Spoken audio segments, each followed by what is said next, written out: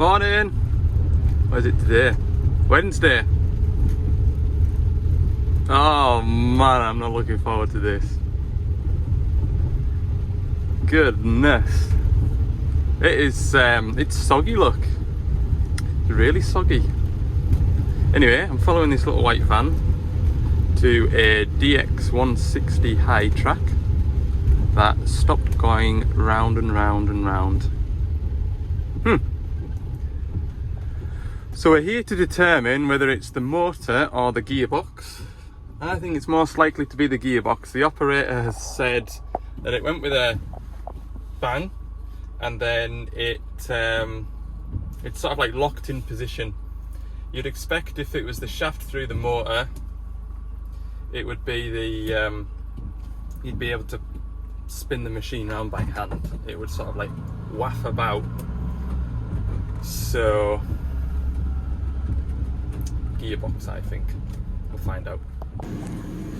Right, before I go out in the rain and I need to put that boiler suit on, we'll just jump in the cab and verify that it is locked in position, so to speak. Right, the bucket's off the floor. When I move this right hand lever here, left hand lever, it should rev up, so that should tell us that we've got hydraulics.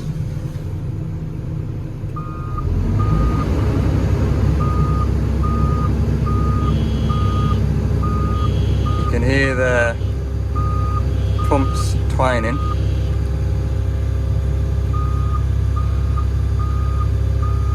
Just try and swing the other way.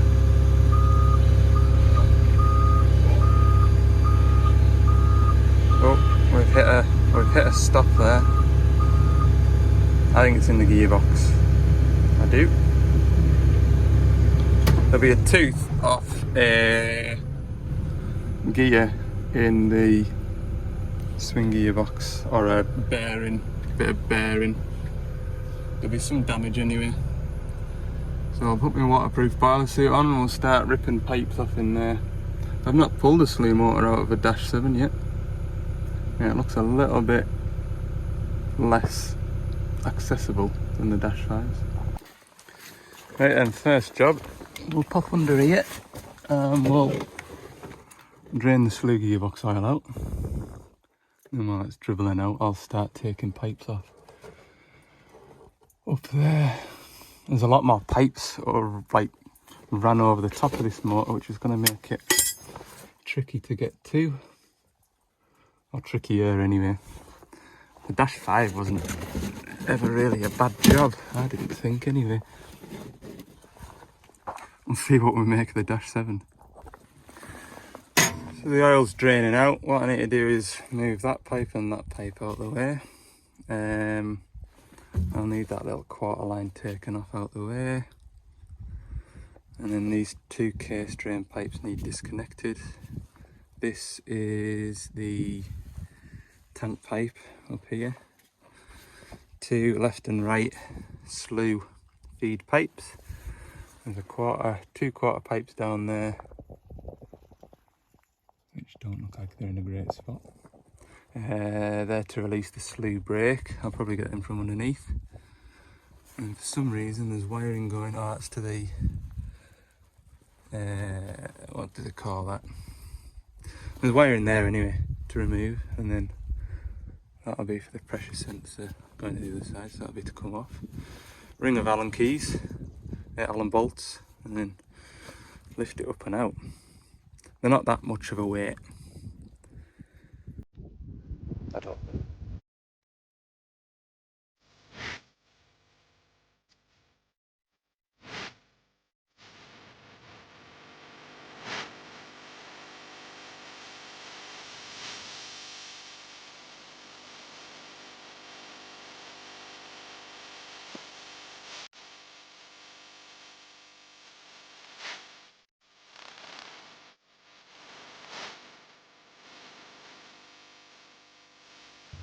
Oh, you lot are soaking. Right, all pipes are off. Ring of bolts around the slew motor is off, and there is pulling bolts, or pulling threaded holes down here, where that bung is there. What I've found is a polite chap with a block of wood and a hammer. I'll just break that seal and then sort of like stand down in there, lift it up onto this foot plate and be right above the gearbox. Yeah. Wet like.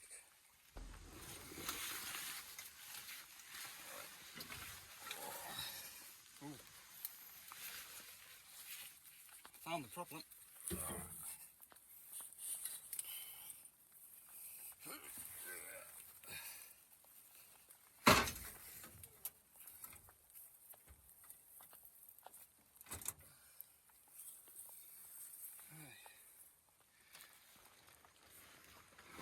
I've got some muck in that woman pipe fitting.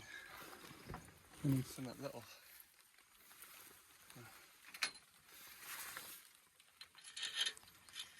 What we got? Aye.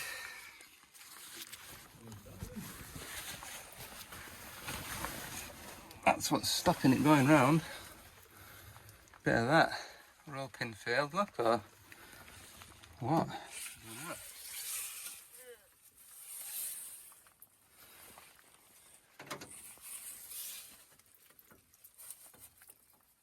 That's totally junk.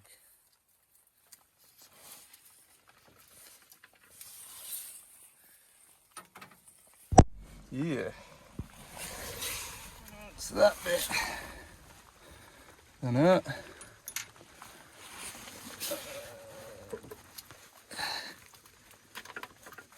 I'll put you down, I think, and I'll try and get this centre bit out. Oh god, there's stuff all over the place. Very contaminated. Right, now I've got that top part of the gearbox out. The teeth around here are all damaged. Chunks missing. Gotta be careful because it's very, very sharp. Yeah, there's chunks missing everywhere. Yeah, we're probably at a point where the parts that are to be replaced and should be replaced will probably be dearer than just a complete box, is the honest truth. So what I'll do, I'll sit that motor back down into there, pack up. That's the problem. Okay. Gearbox has been ordered. The decision has been taken to order a gearbox. Customer's given options like. Customer thought he had the full assembly, but he only had the motor. And there's nothing wrong with that motor. So that one doesn't go in that one. I'm getting hungry because I'm struggling to string a sentence together. It's 12 o'clock.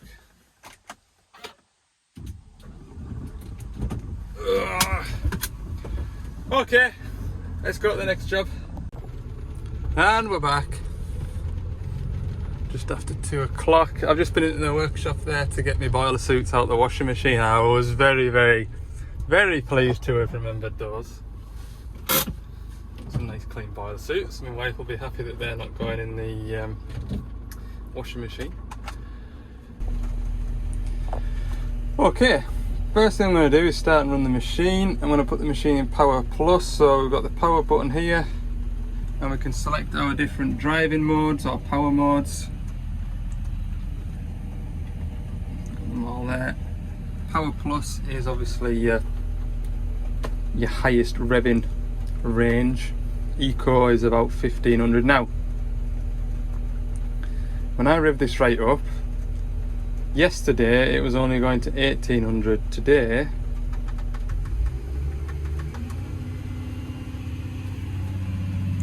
we're doing 1900.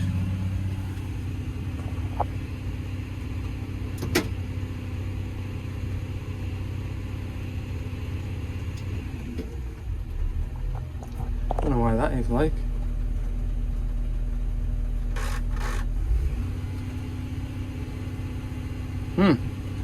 We'll have a look at the throttle dial voltage, because yesterday I looked at the throttle dial voltage and at 1800 it was reading 1150-ish. Throttle dial voltage is what that throttle dial does there. And if we got a monitor in, vehicle analog input, scroll down here to engine speed control dial, we've got 1070-ish. See if we can make that read 1100.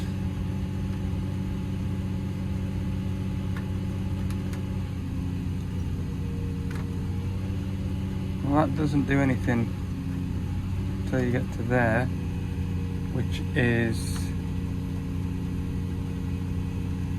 reading at 1380. So that's quite a big difference in millivolts terms.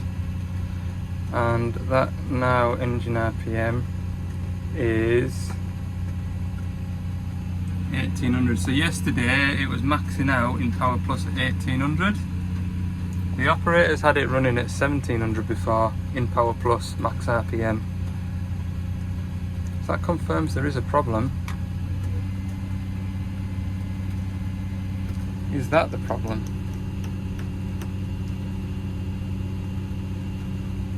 Or is the EPOS behind the seat not changing driving modes? Because if I change it just to power,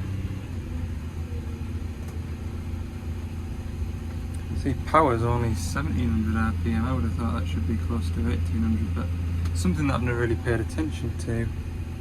Change it back into Power Plus, see if it goes back up to 1900. It does look ish. It's actually not quite as strong.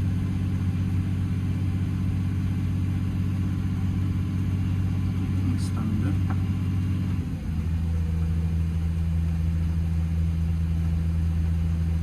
Put it into power.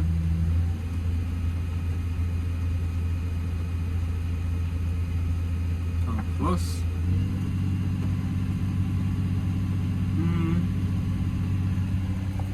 I'll jump on another machine and see what this throttle dial voltage is on another machine that I know to be working. And there we go, look. So I think that one there has got a dodgy throttle dial.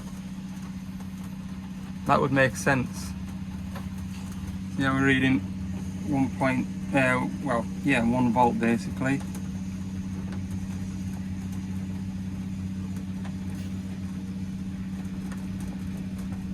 I think that's what it is, like something daft like that.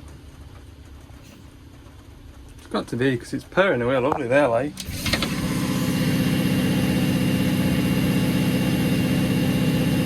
It is, isn't it? I don't think it's anything Jurassic like injectors or ECU or EPOS. Just something daft. I think I'll get one of them. I think. Right, next quest. I'm inclined to do the... Yeah, I'll shim up that hitch. Right, let's see if we can get these bolts out.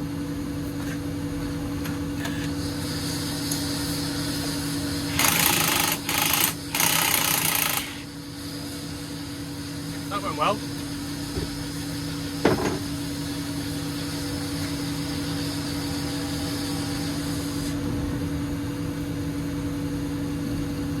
Did anybody see where the nut went?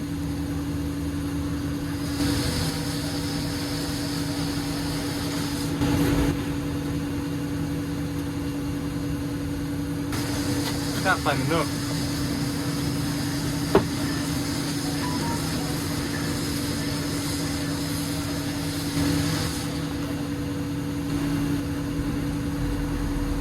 I've probably lost it. I've just watched the video back. I can see it now.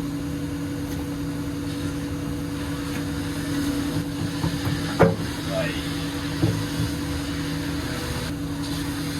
Find some shims. Like that. Make sure the shims fit the pin. Yeah. Right, I need to empty the bucket a bit.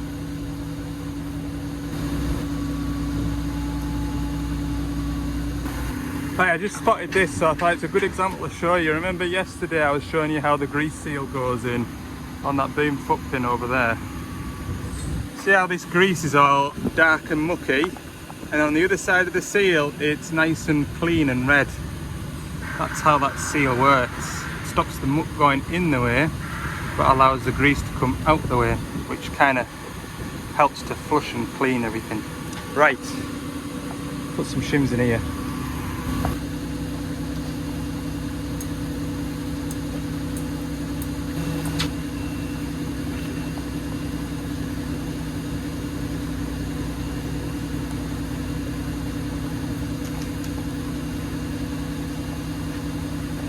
Maybe get another, we'll maybe get another.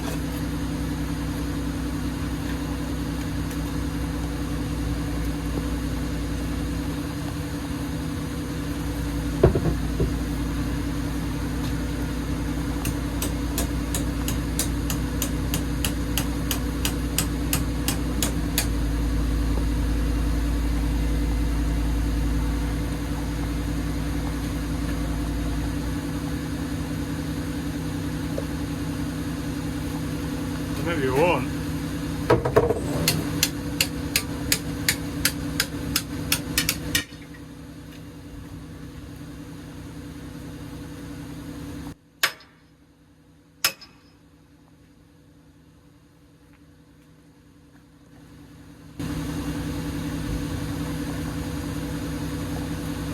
Job's done.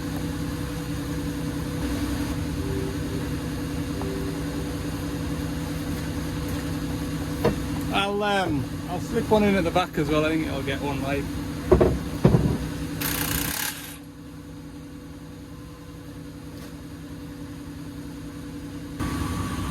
There we go, we're done. Happy days. Oh yeah, look, there's the wrecker. Some of you were asking, why do we have a wrecker? Just because. It's the boss's son's plaything. He'll sometimes use it to go and recover agricultural vehicles that are stuck in fields, or slurry tankers that have rolled over, just because he's got one. So that's why we've got a wrecker. Well, that's me done in here. I don't know what that's built up. Look, I've got a proper puddle there. Land door's only been open 20 minutes. Right, I'm gonna head away home. 3:30 now, so just about finishing time. We'll put our gearbox in that high track tomorrow, I think. I'll probably keep this video going, won't I? Then we've got like a full story. Be nice, won't it? See you in the morning. One slew gearbox. Collected it from distribution depot, because this is on my way up to the job, and they weren't going to deliver it till mid-afternoon today. And it's nearly mid-afternoon now by the time we found out where it's at. 10 to 12. Absolute waste of morning. Okay, we're back just after lunch. I'll pull that motor out, put it up on here.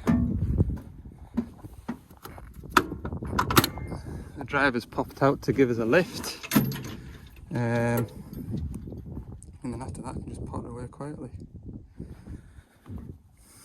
Looking forward to them. That ring of bolts down there, like. Anyway, all I've got to do is take that grease pipe off down there, take off the drain pipe at this end. Anyway, I'll get the motor out, set it up on here out the way. I've got a couple of bolts to draw.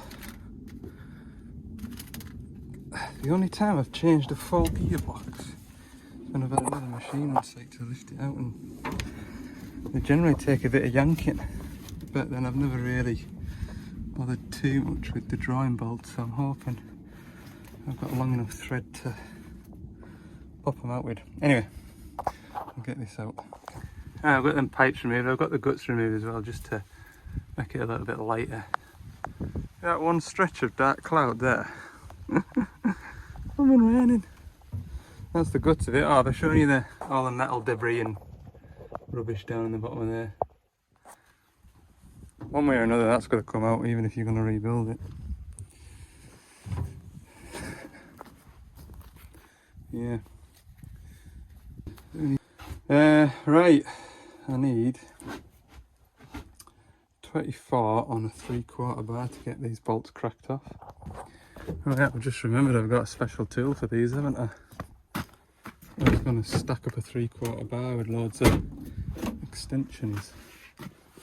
Where's my special tool at? It used to live somewhere around here. Down there somewhere. Oh god, I can't see it anywhere. Another ratch.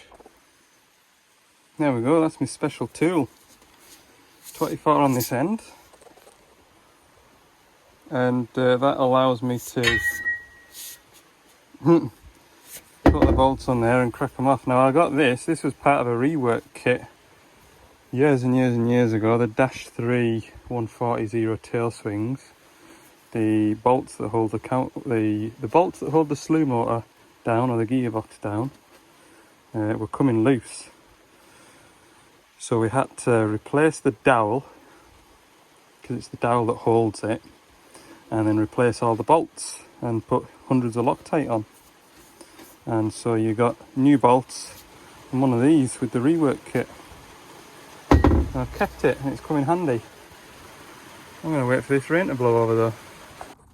I've got all my bolts undone with a mixture of 3/4 bar and Ugga Dugga.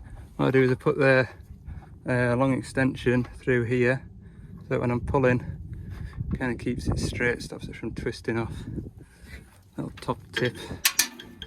You can also use a block of wood, but it's a bit more faffing. Right, I'm going to reach down here and gather up all my bolts, and then try and dig out the holes for where the other bolts are going to go in, to kind of try and lift this up and out. It's this side here, one next to the I'll show you. See the dowel there? There's a threaded pull hole there. That's the important one really, to kind of like pull the dowel up out nice and straight. Right, I've installed my come along bolts, specifically the one next to the dowel.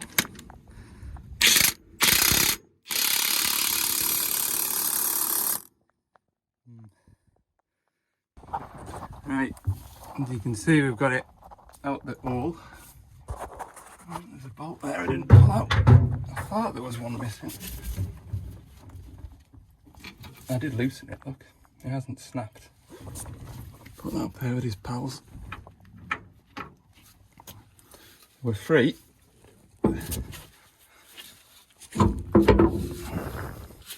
Yes. You can get strapped around it now and hook it out. While it's raining, I'll make some dowels. Screw them into the chassis of the machine. Just cut them heads off. Put a little slit in them. Can screwdriver them out. I've got my dowels made up so I can put a screwdriver in there to screw them back out. Still raining. It will just be a quick shower look. Anyway,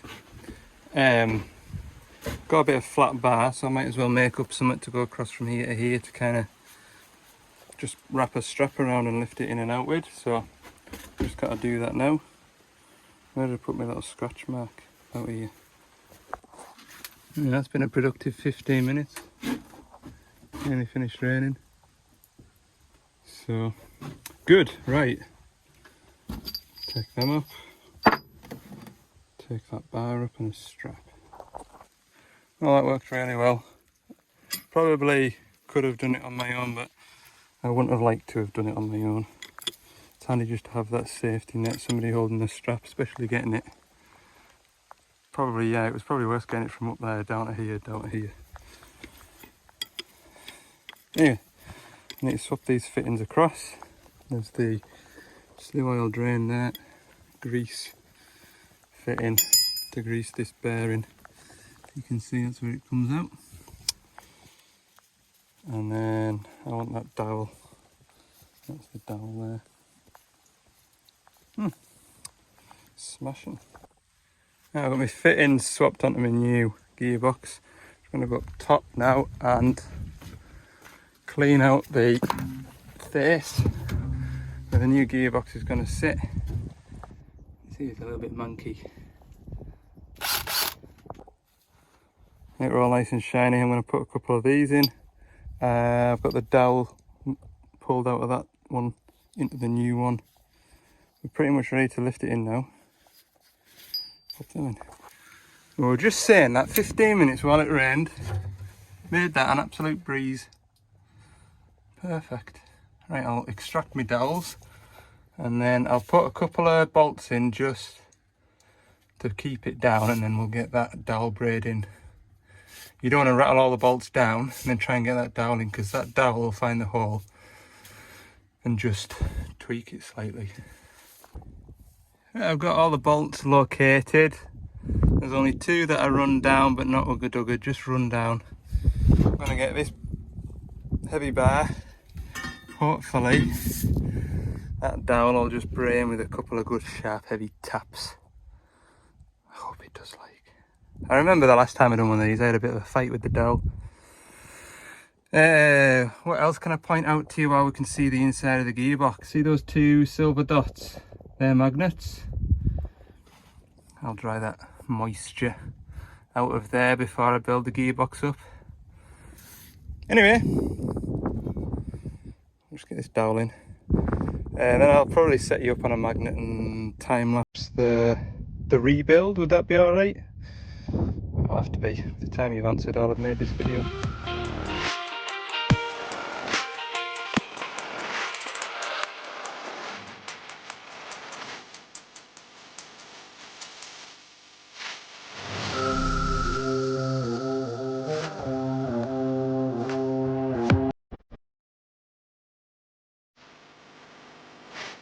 Okay, I'm all piped up at the back. I've got the 2/4 pipes, the pilot pipes, to release the swing brake. Connected up, I've got the auto idle pressure sensor done. I'm about to fit this soft swing valve here, and what that does is it basically allows the machine to, you can basically, as soon as you touch any control, the machine will swing downhill. Push it round and round if somebody's in the cab touching a lever just ever so slightly. But what that allows you to do, if you put in like manhole covers in or something, or a fine movement, you're not sort of like slewing nothing, then the slew brake releases and you get that sharp. I say sharp, you want to move something to the left a couple of inches and you know your arm's quite far out, and you'll have to move like a foot. So that's what it's for. Nobody really uses it, nobody knows it's there until they accidentally knock the switch and then complain that the slew's running on and they think they've got an issue with the slew motor. It's gone together nicely. I put some flange sealant around there. I've poured as much gear oil in as I dare just to reduce the fill time, because this has got an elbow there and an elbow there, and it takes ages and ages to fit. In fact, while I'm looking at it, I'm going to put that filler neck on now, because it'll just be a little bit more awkward when I've got this valve fitted. So I'll do that. Should I do a bit more videoing rather than time lapsing? I might do. I can explain what I'm doing. Stick it on there. Hello. Right. So this is the filler neck. 27mm spanner. I'll get it on and in position. You'll probably just look at the back of my head while I'm doing this. These short-handled spanners, they're grand, like, because you can put it on something and strike it, and they're not too big, so so you can continue unthreading something if it's in the way. Anyway, I'll try my best with this big num spanner. It's just a flat at a time. It's flipping horrible.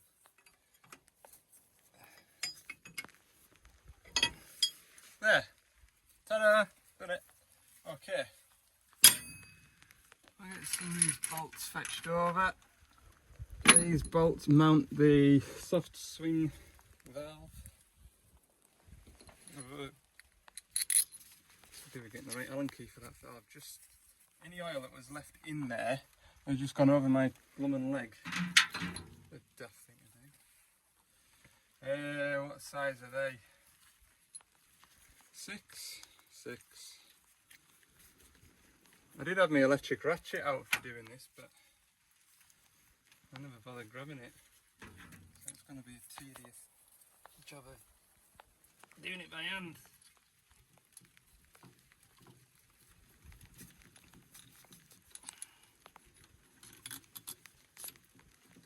Right, we'll do all these up from the inside out.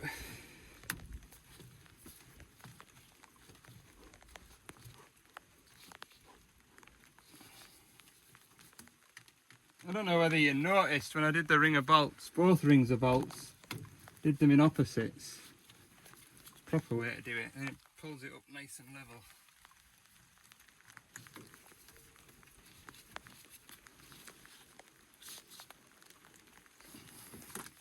There we go. God, this rain. The worst thing about this job's the rain. Come on. By the time I go in and put a wetsuit on, it'll be dry again and it'll be too hot. Jeez. Oh, that's blooming tight. Look.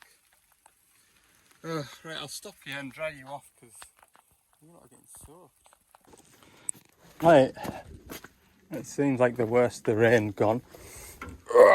Climb back up here for the umpteenth time today. What I want to do is just take that filler neck off, and I'm just going to, because I've got my jug there, I just want to top it up. It won't take much, probably half of what's left in there. Get myself back into my little hole. There we go. Take that off. I knew it wasn't that tight, I just couldn't get a hold of it with oily hands.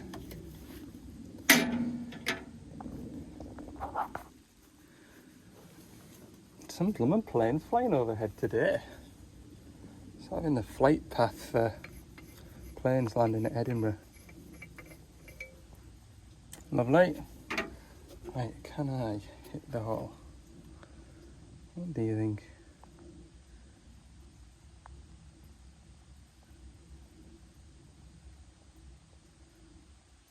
Doing it. Oh! Take that dipstick out, it might fill quicker. Oh, I might have got it. That might have been all it needed. I doubt it, am I? No, it's not on there yet. I didn't think it should be, or would be. Right, I've used the whole jug. And that, perfect. It probably will settle out a little bit more, but we know there's oil in there and it won't disappear too much, but that oil's got to get down towards the bearing, but it won't. It'll be fine, that. So I'll start putting pipes on. First of all, I'm going to put this slew pipe on. This is one of your directions. Make sure the O-rings are present before you go ahead and put it on. I'm going to put you up here, and then what I'll do is I'll tell you what each pipe does as I take it off. I'll tell you what each pipe does as I put it on. So this one is slow, don't know which way it is. Probably, don't know. I'm not even going to guess. But it makes it slow. Next pipe is its brother. And get it out of here. How did I get that in there? And this one makes it slow the other way to that one. Some people would be obsessed with knowing whether that one makes it go left and that one makes it go right, or vice versa. I'm not really that bothered. All I know is it makes it go one way or the other. Doesn't really matter, does it? Don't know why you'd want to change them over or whatever. So I'll pop him on.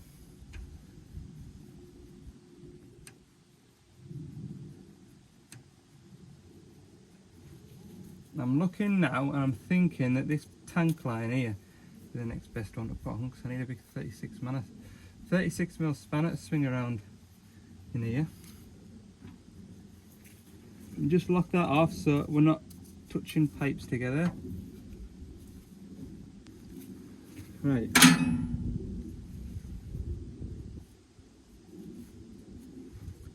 Tank line. Just told you that before. Not a very heavy pipe, as you can see. You can almost clamp that off with a set of vice grips if you really wanted to. There's not going to be any great amount of pressure in that. You don't need to go daft. Next pipe, case drain from the travel motors. That's coming off the rotary coupling just below the back of this leg here.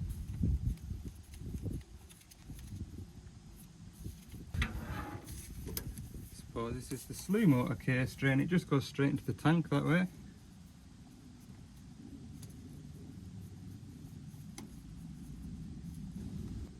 Beautiful.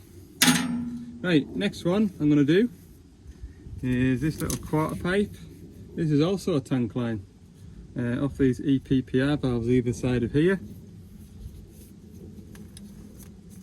EPPR, electronic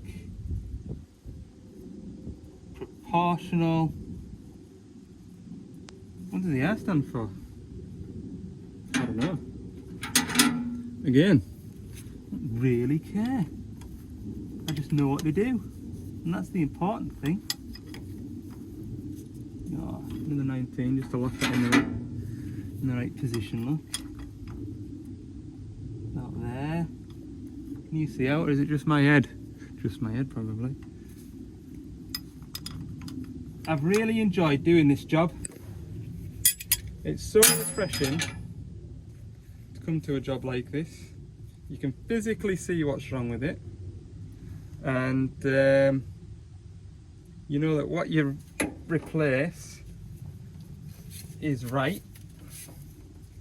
There's not going to be any surprises. Right, this pipe here is your option circuit. So when you put your machine into one way, your oil comes in from this pipe, goes up your boom, and your returning oil goes up here and yeah, out here to that pipe. See?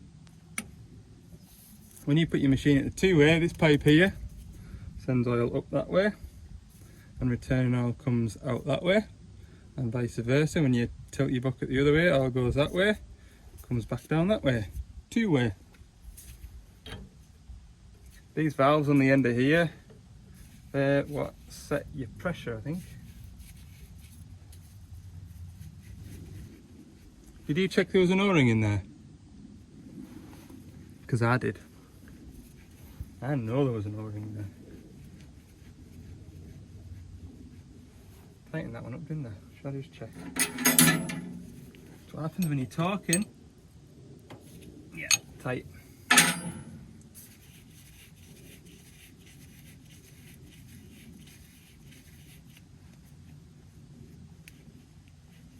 That's been a good job, that.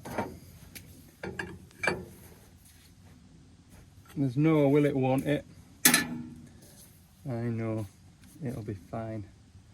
When I jump into this cab in a minute, start it up, pick the boom up, the machine will move left to right.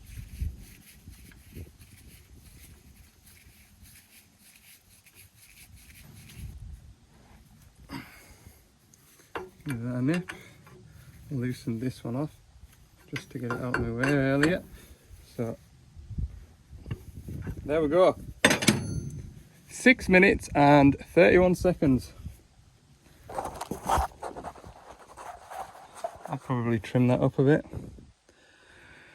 Right, grab all my gear, chuck it on the bench, jump in the cab, start it up, rock the slew left to right, low idle, and head for the hills in that sort of direction. Is it? No, I think Carlisle's more in that direction, if I think about it. Don't get too carried away. Grease that grease nipple in there. Might be a good idea. Right then, how many pipes have we left slack? Hopefully find out. Good. None so far.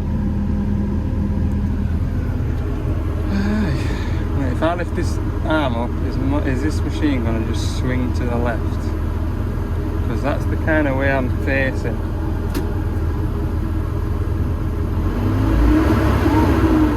Gently now, gently. We don't need to rev it up. Hey! Right, we're going to swing away from the van. Yeah, boy, we're moving.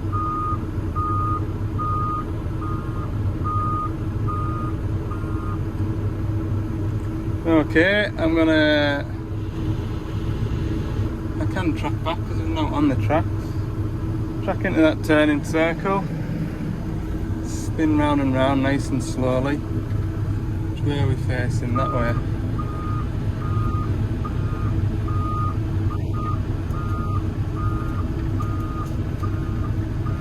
Oh, I mustn't forget me bars in the grass there, look. Hellfire. Be an expensive day.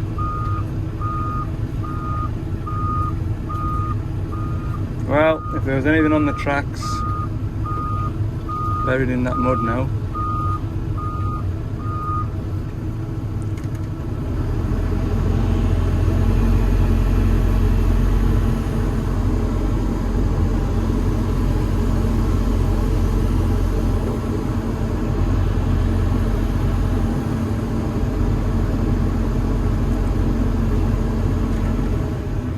Right, let's go, nice and slowly.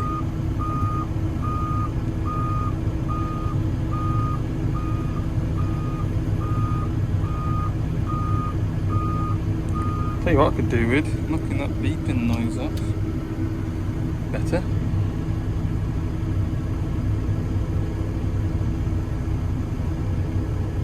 Beautiful.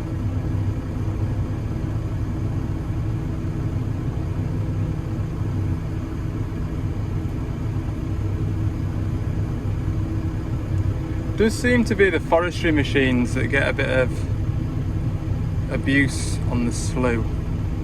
And when you think about it, when they're up there on that hillside at an angle like that, they're swinging uphill with a full bucket of stuff, placing it out, swinging back down again.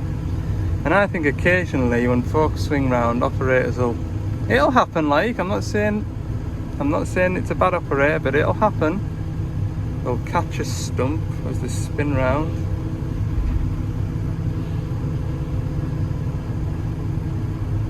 Whereas on a building site or in a quarry, most of your work is going to be pretty level, isn't it? You know what I mean? Like with that dipper arm stretched all the way out, the full bucketers, a hell of a weight to try and swing up a hill, isn't it? Anyway, we've been all the way around, there's no crunchy, so that's good.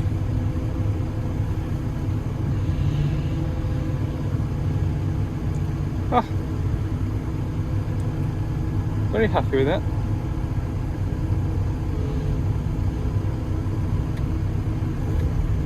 Stops where I tell it to. Well, I'm going to say that's a good job well done. Good lord, it's 4:30. A lot later than I thought it would be. Saying that, I didn't get up here till 1 o'clock, did I? That's a 3-hour job.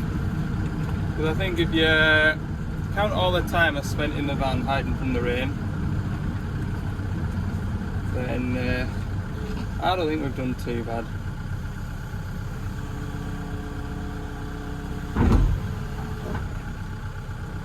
Right. Tidy up all my tools now. Ooh, look. Rainbow. Rainbow! Wonder how far away the next human being is.